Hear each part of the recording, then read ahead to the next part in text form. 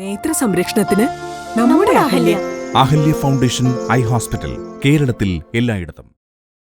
മൂവാറ്റുപുഴയിലെ ദുരിതാശ്വാസ ക്യാമ്പുകൾ സന്ദർശിച്ച് ഉന്നത വിദ്യാഭ്യാസ വകുപ്പ് മന്ത്രി റോജി എം ജോൺ.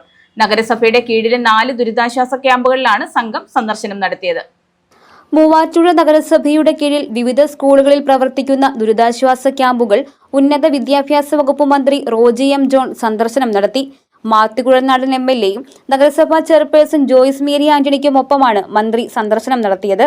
നഗരസഭയുടെ കീഴിലെ 4 ദുരിതാശ്വാസ ക്യാമ്പുകളായ Vazhappilly JB school, town UP school, Kadathy NSS Karayogam, Kuriyanmala community hall എന്നിവിടങ്ങളിലാണ് മന്ത്രിയും സംഘവും സന്ദർശിക്കാനെത്തിയത്.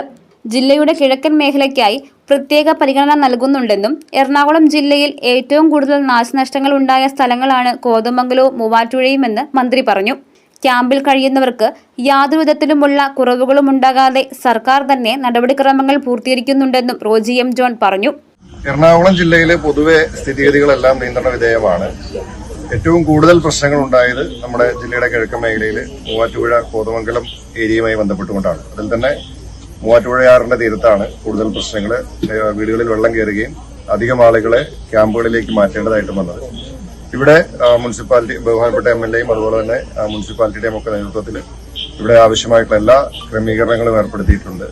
ഇവിടെ ക്യാമ്പിൽ കഴിയുന്ന ആളുകളെ വന്ന് കാണുമ്പോൾ അവരൊക്കെ വളരെ സന്തോഷത്തോടു കൂടി തന്നെയാണ് ഇവിടെ സർക്കാരും ഡിപ്പാർട്ട്മെന്റുകളും ഒക്കെ ബന്ധപ്പെട്ടുകൊണ്ട് ഏർപ്പെടുത്തിയിട്ടുള്ള സൗകര്യങ്ങളെ കുറിച്ചൊക്കെ സൂചിപ്പിക്കുന്നത്. വരും ദിവസങ്ങളിലും മഴയ്ക്ക് കൂടുതൽ സാധ്യതയുണ്ട് എന്നാണ് പറയപ്പെടുന്നത്. അതുകൊണ്ട് തന്നെ നമ്മൾ അതിനെ മുൻകൂട്ടി കണ്ടുകൊണ്ട് ആവശ്യമായിട്ടുള്ള എല്ലാ മുൻകരുതലുകളും എടുത്തു തന്നെയാണ് മുന്നോട്ട് പോകുന്നത്.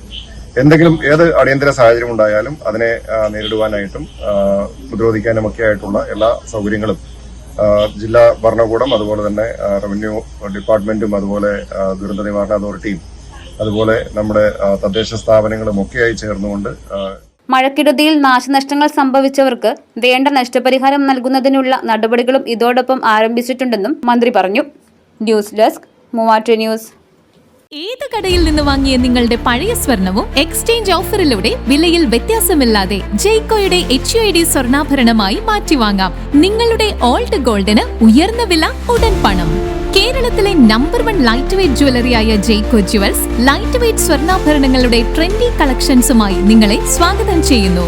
ജെയ്കോ Jewels, Pothanikkad, Thodupuzha, Kothamangalam. Jaico gold manufacturers and wholesale ഡീലേഴ്സിന്റെ സഹോദര സ്ഥാപനം.